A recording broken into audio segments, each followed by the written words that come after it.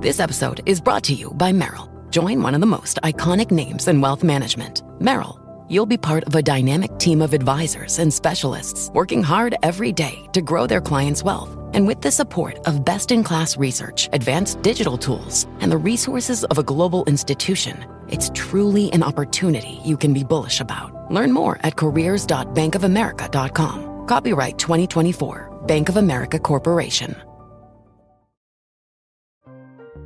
This episode is brought to you by Atlassian. Atlassian makes the team collaboration software that powers enterprise businesses around the world, including over 80% of the Fortune 500. With Atlassian's AI-powered software like Jira, Confluence, and Loom, you'll have more time to do the work that matters. In fact, Atlassian customers experience a 25% reduction in project duration per year. Unleash the potential of your team at Atlassian.com. Atlassian.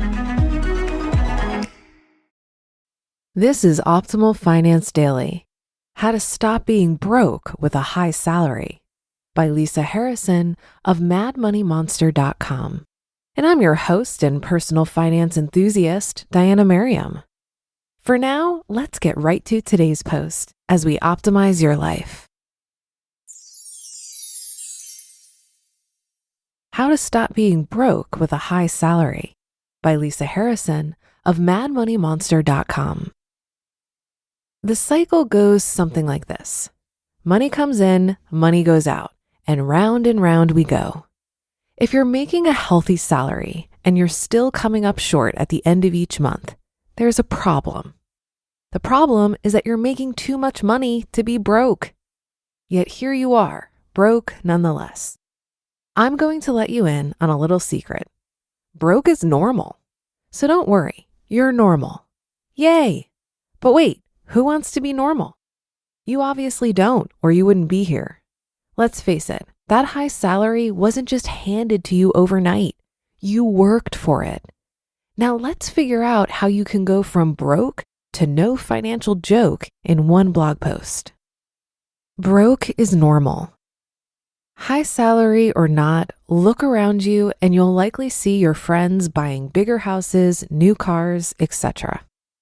Along with that goes new clothes, dinners out, big mobile phone bills, traveling sports teams for the kids, and extravagant summer vacations. In order to keep up with this kind of lifestyle, even for high-salaried couples, you're probably going to be broke.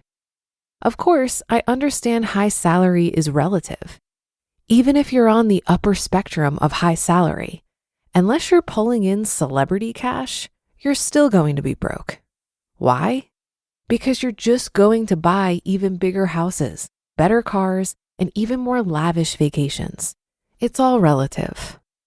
At the end of the month, if you're not able to save a significant portion of that high salary, you're teetering on the verge of financial destruction. You might even benefit from a financial intervention. It's really simple to figure out if you're broke. Subtract all of your monthly expenses from your monthly income. If you're negative, you're broke. If you're close to negative, don't get excited. You're also broke. There was a wonderful book written by Thomas J. Stanley, PhD, titled Stop Acting Rich. You might want to read it. Don't be normal.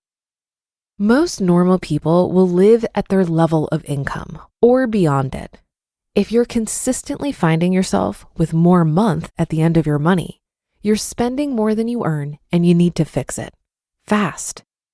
In fact, you might not even realize you're spending more than you earn. Oftentimes, it can take years, seriously, years, to have it catch up with you. Monetary gifts from mom and dad, tax refunds, and annual bonuses have a tendency to mask financial problems. Besides, why should you care that your credit card is up a few $1,000s? Mom and dad always give you $5,000 for the holidays anyway. But what if they didn't? What if mom and dad decided to buy you some new furniture this year? What if you didn't get the $5,000 you were counting on? It happens. And when it happens to you, you'll realize you're spending more than you make. So stop it. Why does everyone want to be an individual except when it comes to their money? When it comes to money, it seems like everyone wants to live a robotic existence. buying the same houses, the same cars, the same clothes, the same everything. What happened to individuality when it comes to money?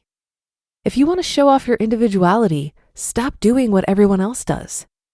If you employ this strategy with your money, you'll be trading your day job in for margaritas on a beach in no time. How to stop being broke with a high salary. The quickest fix to stop being broke with a high salary is to live below your means. It's the oldest wealth building secret in the book, and yet it escapes most of us. Believe me, my husband and I are the exceptions, but we weren't always. We used to do the same things everyone else did. We bought the houses, the cars, and the clothes. Here's a quick and dirty tip list of things you can do today to stop being broke. Figure out where your money's going. Analyze your spending. Stop wasting your money. Create a budget. Stick to your budget. Invest the difference and live stress-free and happily ever after. If you make too much money to be broke, you might want to take a quick inventory of what's coming in and what's going out. Chances are you'll be able to make a few modifications today that will save you hundreds, if not thousands, every month. Once you get the financial ball rolling, keep it moving by making more modifications to your monthly habits. For instance, if you like to trade, then you need to make sure that you're doing it right. That includes only trading with what you can afford to lose. Those are the kinds of things you can keep as habits to help you from not being broke. One of the absolute best things we ever did to motivate us to stay on track with our money was tracking our net worth. Your net worth is simply all of your assets minus your liabilities. So, whether you're paying down debt or investing, your net worth is going to go up. Eventually, you might even find yourself staring down the possibility of early retirement. You might not be on par to retire in your 30s, but early retirement at any age is quite an accomplishment. You'd be surprised how quickly couples with high salaries can build wealth, especially when they stop being broke and start living below their means. You can do it too. Be an individual, go against the grain, and wonderful things will happen. You just listened to the post titled, How to Stop Being Broke with a High Salary by Lisa Harrison of MadMoneyMonster.com. And I'll be right back with my commentary. Buy low, sell high. It's easy to say, hard to do. For example, high interest rates are crushing the real estate market right now. Demand is dropping and prices are falling, even for many of the best assets. It's no wonder the F.I.R.E flagship fund plans to go on a buying spree, expanding its billion-dollar real estate portfolio over the next few months. You can add the F.I.R.E flagship fund to your portfolio in just minutes and with as little as $10 by visiting fundrise.com/OFD. That's FUNDRISE.com/OFD. Carefully consider the investment objectives, risks, charges, and expenses of the F.I.R.E flagship fund before investing. This and other information can be found in the fund's prospectus at fundrise.com/flagship. This is a paid advertisement. What's considered a high salary is very relative to your geography and circumstances. But I think this article exemplifies the impersonal and dispassionate nature of money. Wealth is built in the gap between your income and your expenses, and that rule applies regardless of your level of income. If you make a high salary and you spend it all, you may appear to be rich, but you've done nothing to build wealth. Wealthy people invest their money in assets.